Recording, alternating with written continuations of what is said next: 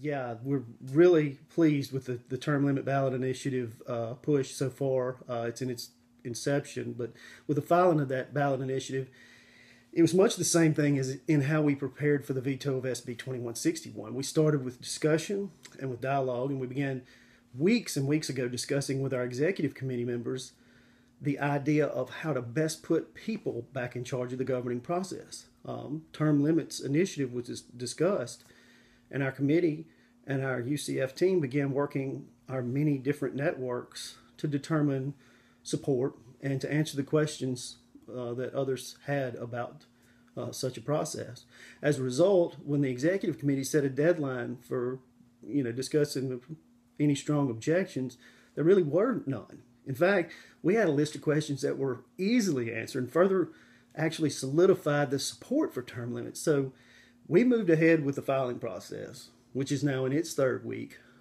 We anticipate it'll take another 2 to 3 weeks before we will have the final language of the initiative, and at that point, make a determination on how to proceed. We'll develop a plan for gathering signatures and prepare for clearly communicating what the initiative does to the general public. So once again, we were consistent, deliberate in building our support and the consensus. We engaged a broad base of people in the process, and above all, again, we listened. That's a very important part of what UCF is doing, and it's unlike any other political action most people are accustomed to, at least in Mississippi. People here want a voice, and we exist to give that to them.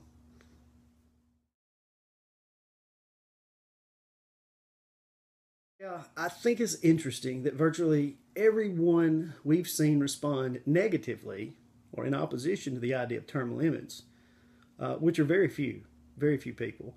These are the very people that either benefit from the current political structure or they have an axe to grind.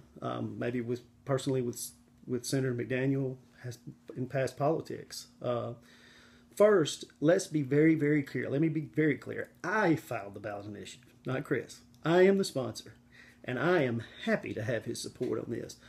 It says something about the character of a person, in my mind, in my opinion, who holds a very safe seat, like Senator McDaniel does, a seat that he would have very little problem keeping over the next 20 years and build up his legislative retirement, his state retirement perks, and all of that. It says a lot that he would voluntarily support something like this term limit initiative that would take all of that away. So these naysayers, give me a break. Give me a break. That's just childish political games. I welcome the support of someone running for a third term, or someone who's been in office for 30 years for that matter. The idea that someone who has been in office longer than 2 terms, therefore by default, can't support term limits is absolutely ridiculous. Secondly, the very idea that an elected official that supports term limits should limit themselves but not support a movement by the people to limit all politicians is the most boneheaded political spin I've ever heard out of all of this. It lacks any logic whatsoever, any. The reason for term limits isn't about personalities. It's about engaging the public to participate in policy discussions and to elect representatives to office who support those policies. Anyone who votes over and over for a single person just because they're a nice person or because they have the coolest logo, that is the problem. By forcing a candidate to sit out 1 term after serving 2, that forces a real public debate about policy and not the person. If a representative has the support of the public while they're in office, they will have no problem finding someone with the same ideas they have to serve in that seat and to continue those policies that they support. Term limits forces politics to become a discussion about what is best for the citizens of the state, not a beauty contest or a contest of who can build the biggest war chest and scare everyone else who would run away and keep them out of the election. So these commentaries we've been seeing want to focus on personality. It's what they do. And some want to focus on efforts from 16 years ago because they haven't a leg to stand on in an actual debate of the issue is why they do that. The public overwhelmingly supports term limits to the tune of nearly 80%. think about 80%. Think about that for a moment.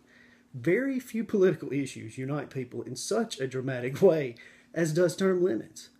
And I don't care what happened 16 years ago during former ballot initiatives before, the public is ready for term limits today like never before. And when we launch in a few weeks, we will get the signatures.